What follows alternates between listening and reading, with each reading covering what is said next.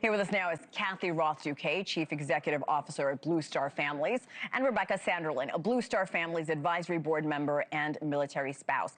Ladies, good morning. I first want to thank you for your sacrifice and everything you've done. I was also a military family member, and my family left for deployments for over a year, and I went to many, unfortunately, friends. A lot of friends did not come back. So this is not an easy thing to do every single day, and I commend both of you, and thank you for coming on. Rebekah, I will start with you. As a retired military spouse, when news breaks, and I remember this, about possible deployments or escalating conflict anywhere in the world, what goes through your mind? What do military families start thinking?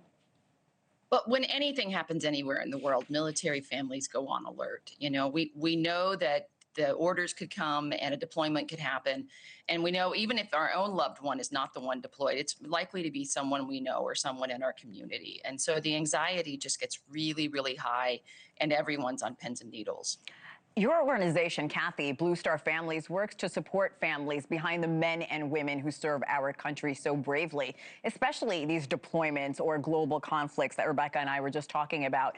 These organizations are crucial. You need that unity. How does your organization support families through such tough moments like the ones we're seeing?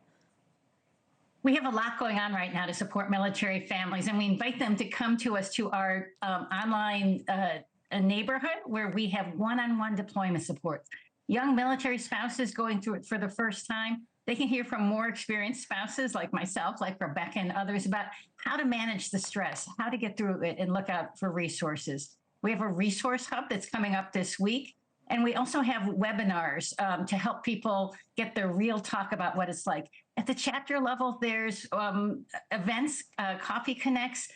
We have free apps like Headspace and Spiriton to help people with the mental stress, and a way for everyday Americans to do their part to help the military that are in their communities, because 70 to 80% of our military are not on installations. They're in our community, and they need their neighbors to help them. Ladies, I think it's fair to say that a lot of civilian families don't understand what you, the military family, goes through. Kathy, what do you want more Americans to understand about the sacrifices that these military families make every day? People don't sign up to serve in a war. They sign up to serve their country, whatever their nation wants them to do. You don't support the troops by being for the war or being against the war. You have your own opinion, but know that the people who are serving are doing it to give all of us the security, stability, prosperity, and freedom that make up American life. And to sustain it, we need our neighbors to support us. We have 50 to 60,000 people deployed. That's hundreds of thousands of family members.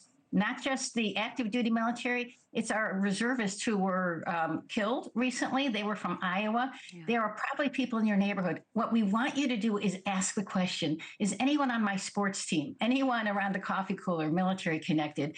If so, is there anything I can do to support you? Can I invite you over? Can I have the kids over?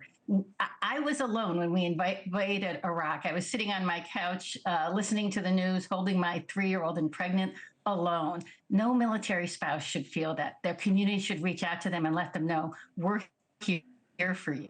Very well said. Rebekah, you are a military spouse. You're a mom of 2 young children. You're deeply connected within the military community. How should military families approach these conversations when it comes to their kids about deployments, when you're trying to explain, hey, daddy or mommy may be gone for a year or who knows how long?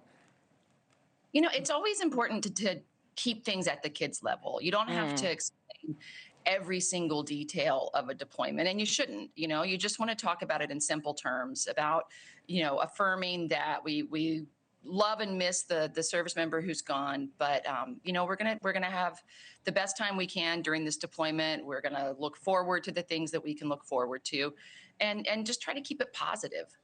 We're seeing pictures of your beautiful family. Rebekah, you have lived through multiple deployments with your husband. What have you learned about resilience, and what helps military families get through those periods of separation and uncertainty?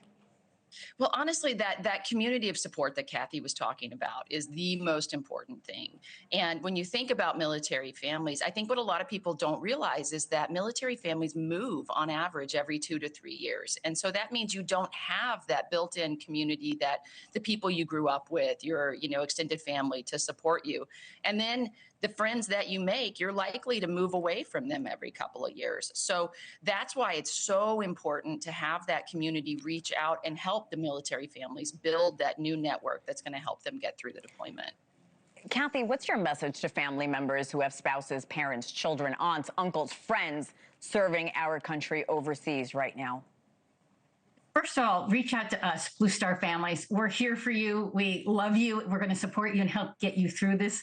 If you do not have that immediate family member, reach out to us. Let us show you how you can do your part. This is a whole of nation response, and we need help from policymakers too. Thank you for watching. Subscribe below and download our NewsNation app right now on your phone, and you will get fact-based, unbiased news for all Americans.